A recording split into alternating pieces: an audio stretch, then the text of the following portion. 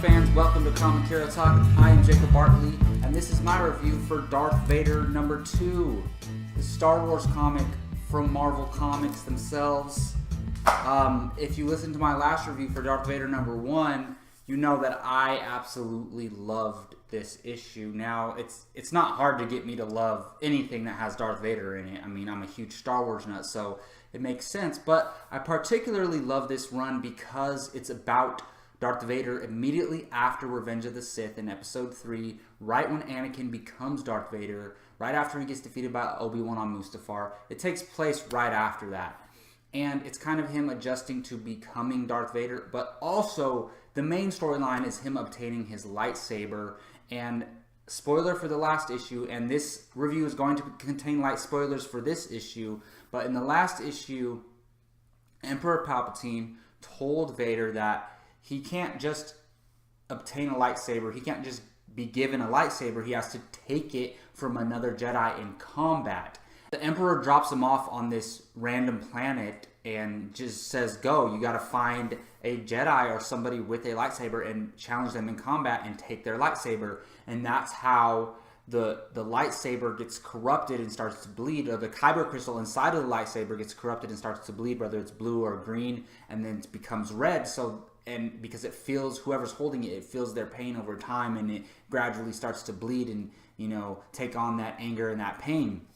So Vader gets on this planet, and then he steals a ship, and then this issue starts with him on a ship. Now, the issue opens up with these stormtroopers on a ship, and they have all of these items, lightsabers, robes, all this stuff from Jedi, and Vader basically is robbing that ship. He gets on the ship, takes out all these stormtroopers, and it's funny because people aren't supposed to know that Vader exists, right? I mean, the higher ups in the government know that he exists, but other than Palpatine and the few higher ups in the government, he's supposed to be this myth, right? So, and especially at this point, nobody knows about Darth Vader. So these stormtroopers are like, who the hell is this? And technically they're on the same side, but in order to obtain this lightsaber and fulfill his mission, he has to take out these stormtroopers. He gets in the ship's database, and he's headed to fight this being called Kurik Salah or something like that. His name is something like that.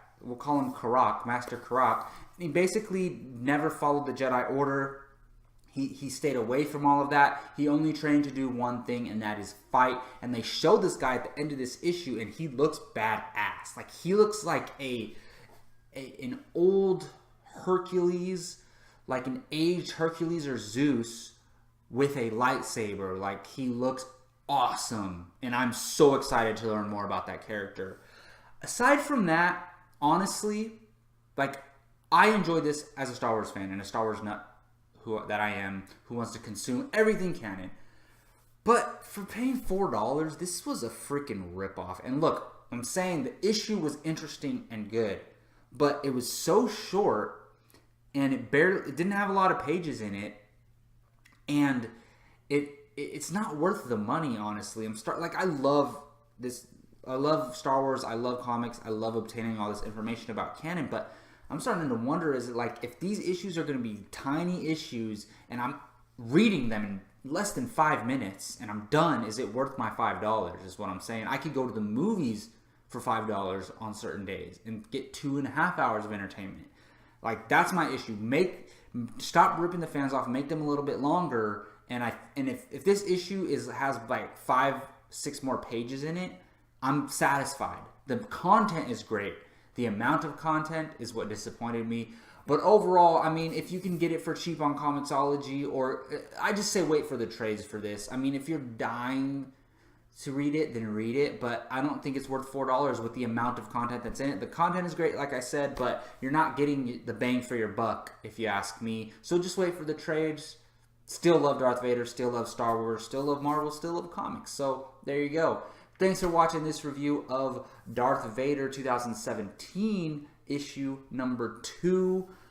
Subscribe to Comic Hero Talk if you like all things superhero, comics, television, movies. I talk it all. Hit that like button. Jump in the comment section if you have any thoughts on this issue of Darth Vader. And as always, thanks for watching. I'm Jacob Bartley. See you next time.